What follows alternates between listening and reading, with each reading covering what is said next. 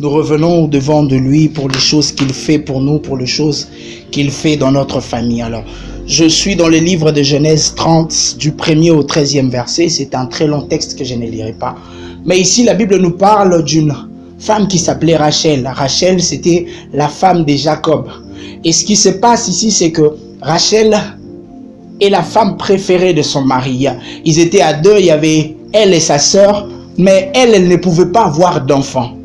Et elle se plaignait tous les jours auprès de son mari. Et elle s'est demandé pourquoi elle n'arrivait pas à avoir des enfants. Lorsque vous lisez dans ce texte, vous vous rendez compte que Rachel est même arrivée à donner sa servante à son mari pour qu'elle puisse avoir des enfants avec lui.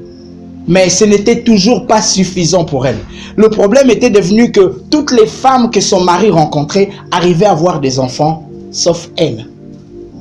Et c'est là devenu un problème. Elle était tellement dépassée par cette histoire à la fin qu'elle a même dit à son mari, si tu ne me donnes pas d'enfant aujourd'hui, je vais mourir. Si aujourd'hui tu ne me donnes pas d'enfant, je vais mourir. Et Dieu m'envoie parler à quelqu'un aujourd'hui pour lui dire, peu importe la situation dans laquelle tu te retrouves aujourd'hui, Dieu m'envoie juste te donner un seul message. Il y a un jour pour toi.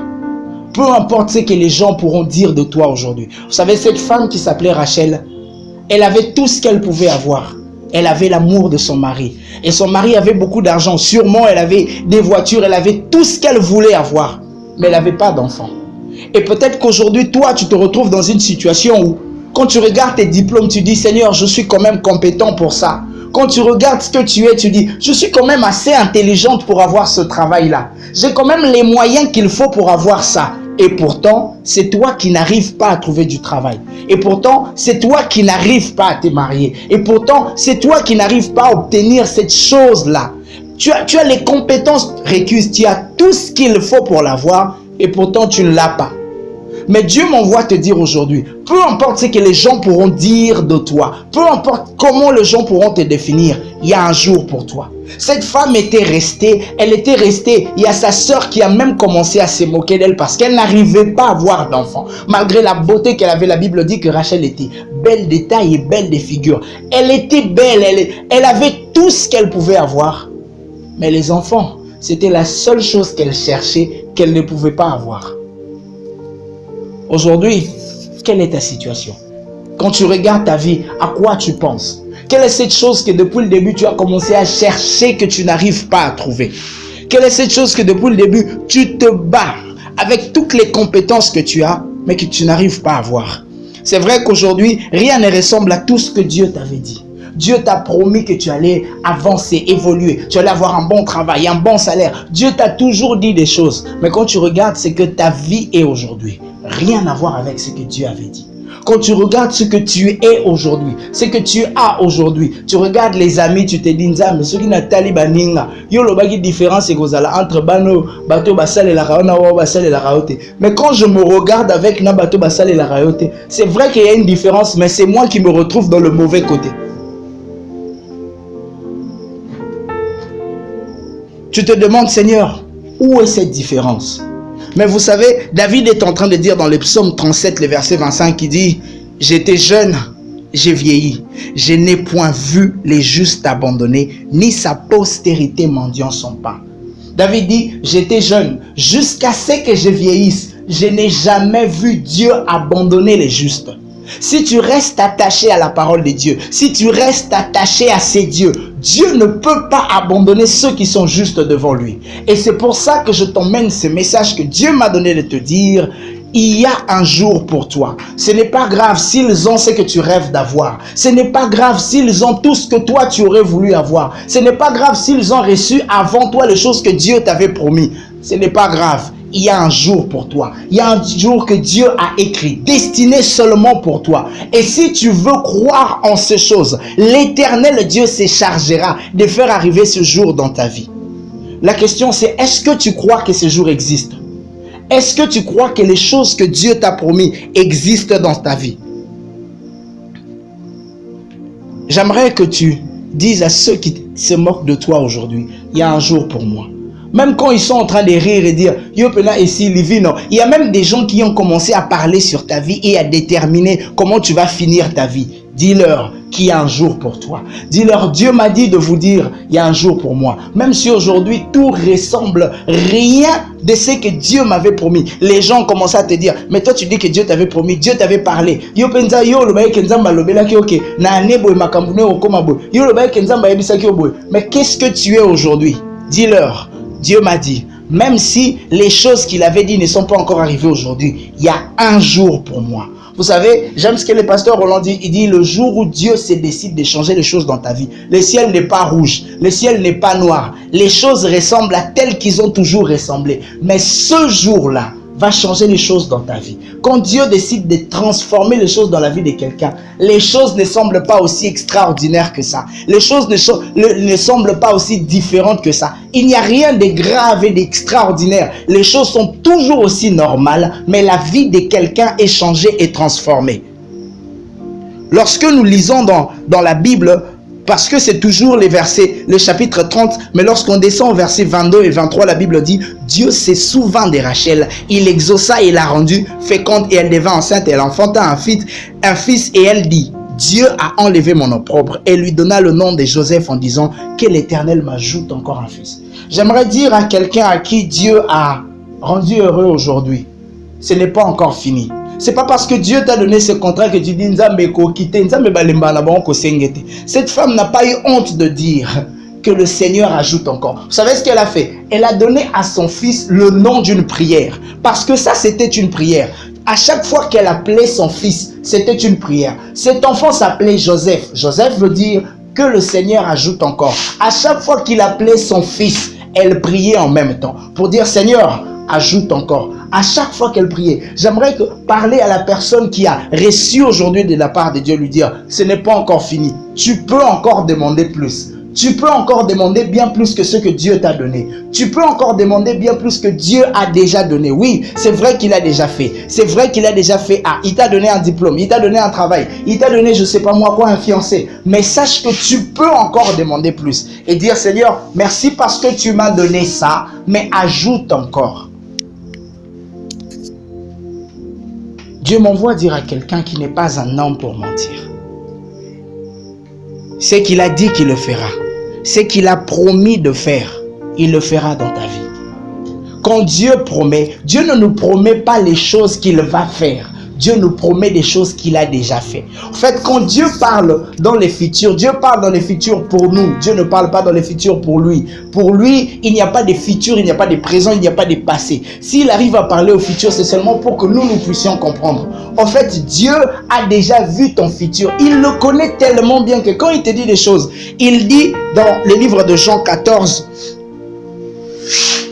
Jean 14, 2 à 3, il dit, il y a plusieurs demeures dans la maison de mon Père. Si cela n'était pas, je vous l'aurais dit, je vais vous préparer une place. Et lorsque je m'en serai allé et que je vous aurai préparé une place, je reviendrai et je vous prendrai avec moi afin que là où je suis, vous soyez aussi. Jésus dit, si ce n'était pas vrai, je n'allais pas vous dire ça.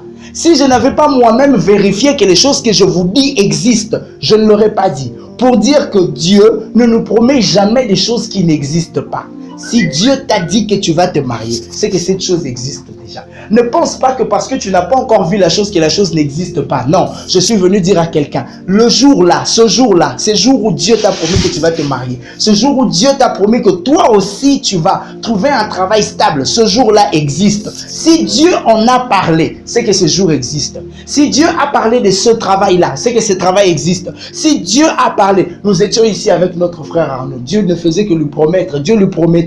Mais Dieu savait que ces jours existaient. Dieu savait que le jour où il devait signer son contrat existait déjà. C'est pour ça qu'il en parlait déjà. Dieu dit, je ne parle pas d'une chose si je ne suis même pas sûr que ça existe. Puisque lui, il connaît les futurs, il dit, si je t'en parle aujourd'hui, c'est parce que c'est quelque chose qui existe déjà. Je suis juste venu dire à quelqu'un, il ne ment pas, il dit la vérité. Alors, commence à te souvenir de toutes ces choses que Dieu t'a dit. Ça existe. Qu'est-ce que Dieu t'a promis que tu n'as pas encore vu jusqu'à maintenant? Dis-toi, à partir de maintenant, ça existe. commence à réfléchir à toutes les paroles que Dieu t'a dit. Qu'est-ce que Dieu t'avait dit? Où est-ce que Dieu avait promis de t'emmener? Quelles sont les choses que Dieu avait dit qu'il va faire avec toi? Au-dedans de toi, dans ton cœur, dis-toi que ça existe. Un jour, j'étais en train de prier, j'ai marché. Et Dieu m'a dit, Chris, tu vois, la route qui entre là, tu ne sais pas ce qu'il y a à l'intérieur. Si je te dis que si tu passes par là, tu verras une voiture. Tant que tu ne vois pas la voiture, tu auras l'impression que la voiture n'existe pas. Jusqu'à ce que tu entres par ce chemin et que tu vois cette voiture. Donc Dieu sait déjà ce qu'il y a là-bas devant avant que toi tu n'arrives là-bas. Il m'a dit,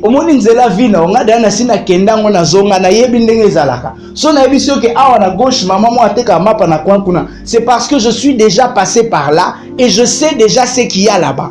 Je suis venu dire à quelqu'un, Dieu connaît ton futur. Dieu ne connaît pas seulement ton passé. Dieu ne connaît pas seulement ton présent. Dieu connaît ton futur. Et quand il te fait des promesses, c'est sur base de ce qu'il sait déjà sur toi. La question c'est, est-ce que tu y crois? Aujourd'hui, il m'a juste envoyé pour booster la foi de quelqu'un, lui dire, il y a un jour pour toi. Si Dieu a dit qu'un jour tu te marieras, c'est que ce jour existe. Si Dieu a dit qu'un jour tu vas travailler dans un endroit avec un bon poste, sache que ce jour existe. Si Dieu t'a dit qu'un jour au Rokendepoto, ce jour existe. La question c'est, est-ce qu'aujourd'hui tu y crois? Tout dépend de ce que toi tu crois ou tu ne crois pas. Dieu dit, moi j'ai déjà fait les trucs, ça existe. Même si tu ne vois pas ça aujourd'hui, sache que ça existe. Peu importe le temps que l'accomplissement peut prendre. Habakkuk dit, la prophétie, le temps de la prophétie est déjà fixé. Si elle tarde, attends-la, mais elle s'accomplira. Et j'aime ce qu'il ajoute à la fin, il dit, et elle s'accomplira certainement. Il est tellement sûr, il dit, je sais que ça s'accomplira. Même si aujourd'hui tu ne vois pas ça, attends ça, parce que ça va s'accomplir certainement. Je suis venu dire à quelqu'un, t'es certifié que ce que Dieu a dit dans ta vie, ça va arriver. Ce que Dieu a dit dans ta vie. Et quand je parle de ce que Dieu a dit dans ta vie, je parle de toutes ces fois où on a prophétisé sur toi. Je parle de toutes ces fois où les gens t'ont simplement dit que Dieu te bénisse. Je parle de toutes ces fois où tu as entendu des proclamations d'un homme de Dieu sur ta vie. Je parle de toutes ces fois où tu as entendu la voix de Dieu au travers de quelqu'un dire des choses positives sur toi. Et sache que toutes ces choses que ces gens ont dit, balobango par hasard, parce que Dieu savait que ça existait. Et puisque Dieu sait déjà que ce sont des choses qui existent, il a juste placé ça dans la bouche de quelqu'un pour que tu entendes ça et que tu commences à les matérialiser.